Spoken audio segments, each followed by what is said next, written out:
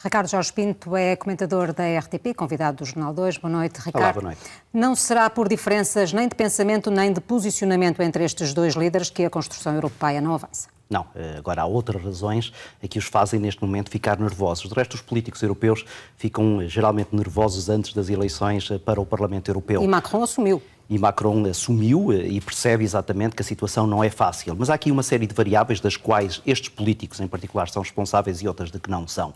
Desde logo há aqui um problema de projeto europeu, falta de consistência, que de resto começa em 2005 e em França, quando no referendo para a Constituição Europeia, França é o primeiro país a rejeitar essa mesma Constituição. Depois a seguir veio a Holanda e todo o edifício dessa Constituição ruiu e percebeu-se que afinal aquilo que pareciam bases sólidas para esse projeto europeu eram bem mais frágeis. E, portanto, a França tem aqui uma responsabilidade muito particular. Agora, há depois uma série de outros movimentos, nomeadamente os nacionalistas, que não são claramente responsabilidades nem de António Costa, nem de Macron, e que constituem também uma ameaça àquilo que é o desenhar de uma nova estratégia, porque claramente a Europa precisa de se reinventar para este projeto.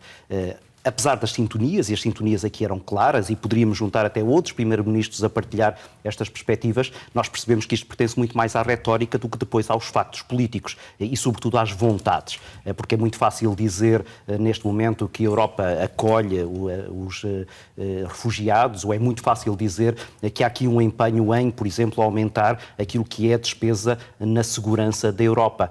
Mas depois percebemos que por detrás, e por detrás é nos parlamentos nacionais que têm que conviver com a Comissão Europeia, há muitas mais desconfianças e, sobretudo, há muito mais divergência. E António Costa pôs o dedo na ferida quando disse que é preciso mais orçamento.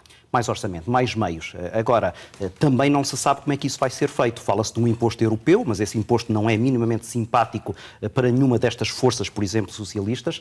Fala-se também daquilo que é uma contribuição mais generosa por parte dos países. Fala-se também daquilo que deverá ser a contribuição final do Reino Unido na saída da União Europeia, mas, mais uma vez, também não parece haver aí entendimento. A tal convergência de que falava Macron não parece também depois efetivar-se quando se é preciso encontrar uma solução unívoca, seja nessa questão de financiamento, ou seja, por exemplo, na posição que a Europa tem relativamente a problemas externos. Há, na verdade, uma espécie de uma figura de um ministro de negócios estrangeiros europeus, mas que depois, na verdade, representa muito pouco quando fala e não é verdadeiramente um interlocutor para digamos assim, os parceiros ou os interlocutores da Europa nas mais diferentes questões. Mas aqui chegados com o Brexit, com a crise migratória, de facto, 2019 pode ser um ano charneira. Pois, andamos há muitos anos a ouvir dizer que há um ano charneira e andamos há muitos anos a ouvir dizer que os próximos 5 anos serão fundamentais para a reinvenção da Europa. Já tinha sido assim quando as últimas eleições europeias, agora parece que de novo tem que haver um novo projeto europeu. Mas isso geralmente falha sempre num momento crítico, e o momento crítico é aquele em que o próprio Parlamento Europeu parece ter muito pouca força para impor aquilo que são decisões que os seus próprios representantes trazem dos países de que são emanados. E, portanto, há aqui também um problema na própria organização estrutural e funcional dentro da União Europeia. E depois há um problema também de falta de protagonistas, com vozes sólidas e que sejam respeitados fora de fronteiras. Continuam a ser os primeiros ministros, como de França ou da Alemanha, que têm muito mais peso político do que verdadeiramente a figura do Presidente da Comissão Europeia.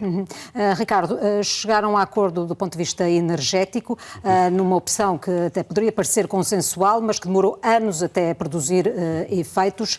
Qual é o significado político deste investimento agora acordado? Esta é uma vitória e esse é realmente aqui claramente um passo em frente num problema europeu e um problema até também da Europa do Sul que parecia difícil de resolver. Portugal aqui tem um papel também importante, tal como a Espanha, e parece ter-se avançado substancialmente neste acordo.